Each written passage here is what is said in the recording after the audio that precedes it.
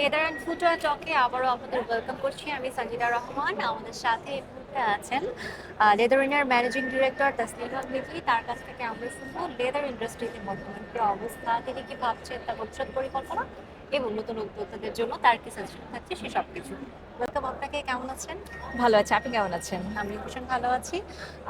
বড় একটা ফেয়ার, অনেক সম্ভাবনার দ্বার নিয়ে এসেছে সকলের জন্য। শুধুমাত্র প্রোডাক্ট না, আইডিয়াস এক্সচেঞ্জ করারও একটা পলিসি তৈরি হচ্ছে। আহ, আপনাকে পেয়েছি, আপনার এক্সপিরিয়েন্স সম্পর্কে জানবো। শুরুতে আপনার ভেঞ্চার সম্পর্কে একটা যদি শর্ট ইন্ট্রো আমরা শুনতে চাই। আমার ভেঞ্চারের নাম হচ্ছে লেদারিনা প্রাইভেট লিমিটেড। আমরা লেদার প্রোডাক্টস ম্যানুফ্যাকচারার, আমরা এক্সপোর্ট করি। আমরা কাজ শুরু করেছি 2016 সালে। তো শুরুতেই আমরা আহ, অল্প কিছুদিন পর আমরা যখন ট্রায়াল অ্যান্ড এরর করেছি, তারপর আমরা লাকিলি ইউরোপিয়ান ব্র্যান্ডগুলোর সাথে কাজ করার সুযোগ পেয়ে যাই। এবং ইউরোপিয়ান ব্র্যান্ডগুলোর সাথে কাজ করতে গিয়ে আমরা আসলে সাস্টেইনেবিলিটির সাথে আমরা পরিচিত হই। তো সেই থেকে আমরা কাজ করছি, আমরা সাস্টেনেবল প্রোডাক্টস আমরা বানাই। এবং আমাদের বিজনেসটা হচ্ছে আমরা কিভাবে এথিক্যালি একটা বিজনেস ডেভেলপ করা যায় এবং এটা একটা কিভাবে একটা ইম্প্যাক্টফুল একটা বিজনেস তৈরি করা যায় বাংলাদেশের লেদার সেক্টরে আমরা একটা ভালো একটা ফুটপ্রিন্ট তৈরি করতে চাই। তো এই আর আমাদের একটা নিজেদের একটা ব্র্যান্ড আছে, আমাদের একটা প্রাইভেট লেবেল আছে, সেটার নাম হচ্ছে গুটিপা। সো লেদারিনা এবং গুটিপা মিলিয়ে আমরা ভালো আছি। আচ্ছা, আপনার ভেঞ্চারের এই সেগমেন্টটাতে আসলে কেন ইন্টারেস্টেড, এই বিষয়টা নিয়ে যদি একটু বলেন।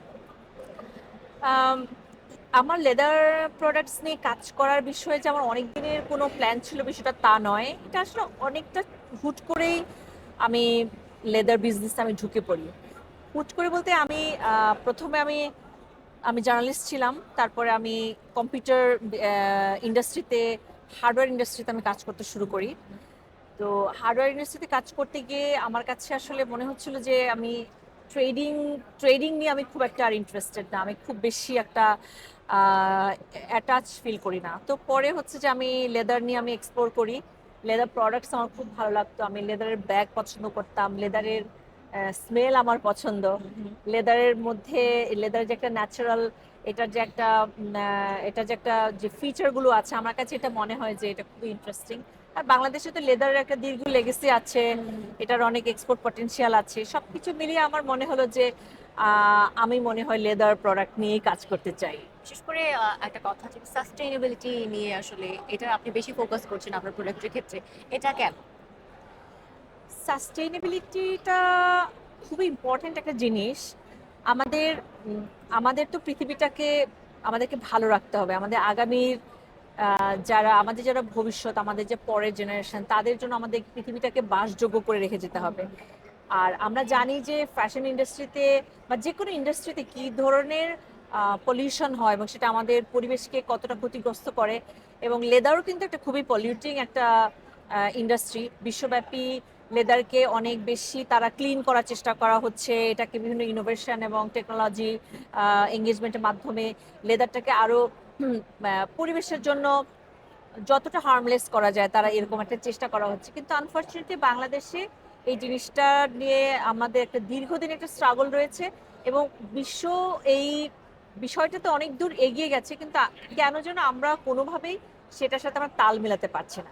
এটা আমাদের বিভিন্ন ধরনের ব্যর্থতা আছে, আমাদের রাষ্ট্রীয় ব্যর্থতা আছে, আমাদের রাষ্ট্র আসলে এটাকে ওইভাবে অ্যাড্রেস করতে পারছে না। এটার জন্য একটা যে লিডারশিপ তৈরি করা, সেটা হচ্ছে না। তো আমার কাছে মনে হয় যে আমরাই সেটা চেঞ্জ মেকার হতে পারি। মানে আমরা যদি অন্টারপ্রেনাররা যদি আমরা এটা নিয়ে কথা বলি, আমরা যদি এটা পুশ করি, আমরা একটা প্রেশার ক্রিয়েট করার চেষ্টা করি, আমরা মানে আমাদের উদ্যোগ নিতে হবে। সো আমার কাছে মনে হয় এটা খুবই ইম্পর্টেন্ট আমাদের ফিউচার, আমাদের পৃথিবীটার জন্য এবং বাংলাদেশের জন্য এটা অনেক বেশি ইম্পর্টেন্ট। একদম সত্যি তাই। আপনি বলছিলেন পসিবিলিটিস এর কথা, আপনার চিন্তা ভাবনার কথা। কিন্তু এই জার্নিতে একটা এসএমই হিসেবে কাজ করার ক্ষেত্রে আপনি কি কি ডিফিকাল্টিস ফেস করেছেন? এসএমই হিসেবে কাজ করতে গিয়ে আমার কাছে যেটা মনে হয় যে এক ধরনের আপনার ক্যাপিটাল ক্রাইসিস আছে। আমার জন্য এটা একটা বিশেষ একটা অসুবিধা হচ্ছে যে আমি লেদার ব্যাকগ্রাউন্ড থেকে আমি আসিনি, কিন্তু আমি আমার প্যাশন থেকে এবং আমার ইচ্ছা থেকে আমি সেটাকে কাভার করেছি। এটা একটা। আর আরেকটা হচ্ছে যে একজন ওমেন এন্টারপ্রেনার হিসেবে আবার আলাদা কিছু চ্যালেঞ্জ আছে। সো আমার জন্য কিছু এসএমএর বাইরেও কিছু বাড়তি কিছু চ্যালেঞ্জ ছিল। তো যা হোক, আমার কাছে যেটা মনে হয় যে এসএমইরা চাইলেও আসলে অনেক বড় কোনো ইনফ্রাস্ট্রাকচারাল কোনো কিছু তারা চেঞ্জ করতে পারে না। তারা সেটার ক্যাপিটাল, তাদের যে ক্যাপিটাল ইনভেস্টমেন্ট থাকে বা মেশিনারিজ, এই সেক্ষেত্রে তাদের অনেক লিমিটেশন থাকে, তাদের ফান্ড ক্রাইসিস থাকে, এবং তাদেরকে ব্যাংক বা ফিনান্সিয়াল ইনস্টিটিউশন গুলো, অর্গানাইজেশন, তারপর আমার ক্ষেত্রে বিশেষ কিছু হেল্প করতে চায় না। ডিফিকাল্টিজ এই ছিল। ধরনের চ্যালেঞ্জ আছে। ধরেন আমি আর আরেকটা লেদার বিষয় ব্যাকগ্রাউন্ড তাদের থেকে আমি আসিনি, মার্কেট পেনিট্রেশন, সো তারপরে তাদের product its development quite difficult. এবং ব্র্যান্ডিং, এই জায়গাগুলোতে যে এমন একটা যে ইন্টারভিউ ইনভেস্টমেন্টটা লাগে সেটা তারা সবসময় এটা সাফিসিয়েন্টলি স্পেন্ড করতে পারে না। তো এই ধরনের চ্যালেঞ্জ লেদার আমাদের ব্যাকগ্রাউন্ড এখানে ছিল না। আছে। হ্যাঁ, আর আরেকটা জিনিস হচ্ছে যে এটা শুধু আসলে যদি চ্যালেঞ্জের কথা আমি বলি, এর বাইরে কিন্তু এসএমইদের আবার কিছু সুবিধা আছে। তারা অনেক বেশি পরিশ্রমী, এবং তারা নিজেরা যখন একটা জিনিস তারা পুশ করে, তারা যখন একটা টার্গেট করে, আমার মনে হয় তারা লার্জ ইন্ডাস্ট্রির চাইতে কিছু কিছু জায়গা তারা অনেক বেশি সাকসেসফুল হতে পারে। কারণ তাদের একটা পিছুটান, মানে পিছুটান, ওরকম পিছুটান থাকে না। তারা মনে করে যে এটা আমাকে করতেই হবে, পারতেই হবে। যেহেতু স্মল ইনভেস্টমেন্ট, তারা হারলে অনেক কম জিনিস নিয়ে হারবে, আবার জিতলে তারা টিকে যাবে এবং তারা আরো বড় ড্রিম নিয়ে সামনে আগাতে পারবে। সো ডিফারেন্ট স্টেক হোল্ডার্সদের কাছ থেকে এই সময় আসলে কি কি সাপোর্ট আপনাদের প্রয়োজন এখন?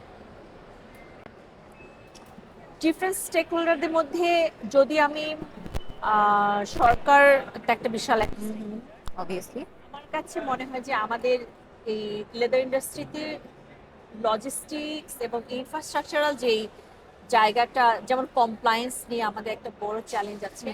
আমাদের যে effluent treatment plant, central effluent treatment plant, এটা কাজ করছে না। এটা সরকারকেই কিন্তু একটা উদ্যোগ নিতে হবে।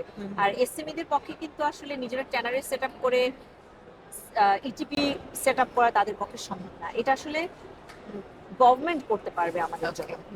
এটা একটা জিনিস। আরেকটা জিনিস হচ্ছে যে আমাদের মার্কেটটাকে তৈরি করতে হবে। এসএমইরা কিন্তু শুরুতেই তারা এক্সপোর্ট করতে পারছে না। লাকিলি আমি শুরু থেকে এক্সপোর্ট করছি, পাশাপাশি আমি আমার ডোমেস্টিক মার্কেটেও কাজ করছি।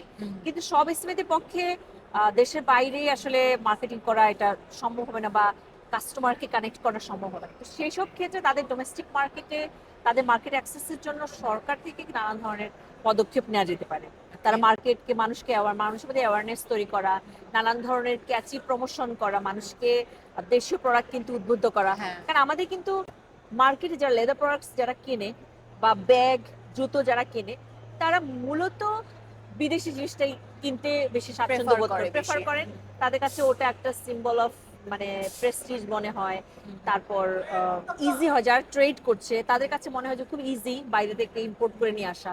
কিন্তু দেশীয় উদ্যোক্তা যারা আছে, তাদের জন্য যদি মার্কেটটাকে তৈরি করা হয়, তাহলে দেশের উপকার হচ্ছে, দেশের ইকোনমি স্ট্রঙ্গার হচ্ছে, রিজার্ভ বেঁচে যাচ্ছে, আর উদ্যোগগুলো হচ্ছে অনেক বেশি কর্মসংস্থান তৈরি করছে। সো এই ধরনের কাজগুলো করা যেতে পারে।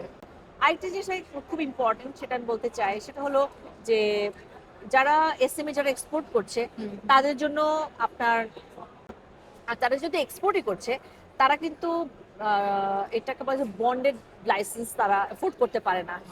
এই বন্ডেড ওয়্যার হাউস গুলো কিন্তু সরকার হয়তো একটা কালেকটিভ বা একটা কমন ফ্যাসিলিটির মতো করে তাদেরকে এরকম একটা সুবিধা দিতে পারে। অর্থাৎ তারা এক্সপোর্টের জন্য যে র ম্যাটেরিয়াল তারা ইম্পোর্ট করে, এইটা যেন তারা ডিউটি ফ্রি করতে পারে। এটার জন্য এটা নানান ধরনের, এটা মডালিটি তারা সরকারই ঠিক করে দেবে কিভাবে করবে, কিন্তু এটা খুব বেশি প্রয়োজন। কারণ আমরা এসএমই হয়ে যখন আমরা ডিউটি দিয়ে যখন আমরা ইম্পোর্ট করি র ম্যাটেরিয়ালস, কারণ আমাদের লেদারের বাইরে অন্যান্য ম্যাটেরিয়ালস গুলো আমাদের হয়তো বাইরে থেকে আমাদের ইম্পোর্ট করতে হয়, হ্যাঁ, আমাদের কমপ্লায়েন্সের জন্য সেটা প্রয়োজন।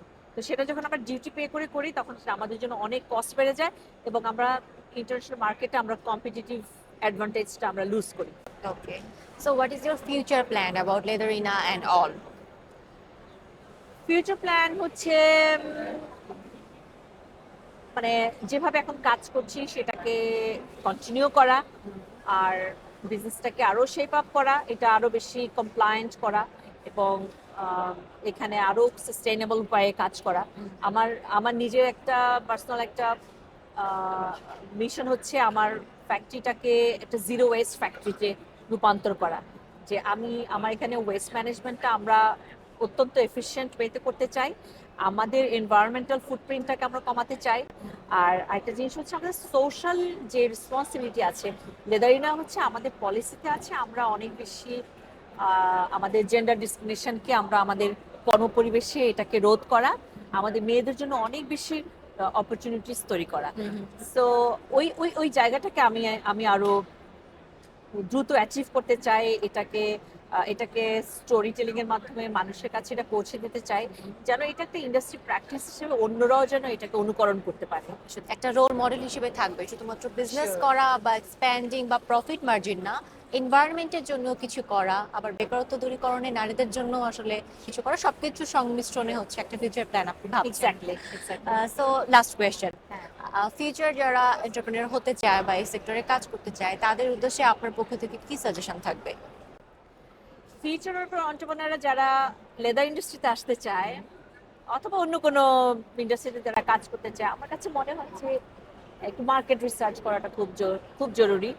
তারপর যারা হচ্ছে ব্র্যান্ড ক্রিয়েট করতে চায় বা রিটেইলে যারা সেল করতে চায় তাদের প্রোডাক্ট, আমার মনে হয় যারা রিটেল করবে তারা যেন একটা ব্র্যান্ডিং নিয়ে তাদের জন্য একটু চিন্তা ভাবনা থাকে, এবং মেড ইন বাংলাদেশকে প্রপারলি ব্র্যান্ডিং করা এটা অনেক বেশি জরুরি। হ্যাঁ, আমাদের লেদার ইন্ডাস্ট্রি বলি আর অন্য কোনো ইন্ডাস্ট্রিতে বলি, আর যারা ম্যানুফ্যাকচারিং করবে, ম্যানুফ্যাকচারিং সাপোর্ট দিবে, তাদেরও কিন্তু ব্র্যান্ডিং এর অনেক সুযোগ আছে। এইটা একটা ইম্পর্টেন্ট জিনিস। আরেকটা জিনিস হচ্ছে যে তাদের প্রোডাক্ট বা সার্ভিস তারা যেটা নিয়ে বিজনেসটা করবে সেটাকে তারা যেন পুরোপুরি বোঝার চেষ্টা করে, এবং সেখানে একেবারে টপ নচ হওয়া, মানে একেবারে টপ পজিশনে গিয়ে যেন যেতে পারে, সেরকম একটা ড্রিম থাকে, মানে একটা বড় ড্রিম লাগে। বড় ড্রিম যখন থাকবে তখন সে এটা যদি হাফ অফ দা যদি হয়েও যেতে পারে। অ্যাচিভ করে, সেটাও কিন্তু অনেক বড় একটা achievement. Thank you so much for your valuable suggestion. Your most welcome. আমারও খুব ভালো লাগলো আপনাদের সাথে এখানে যুক্ত হতে পেরে। আশা করি আমার কথাগুলো যারা অডিয়েন্স আছে তাদের কাজে লাগবে। Thank you so much.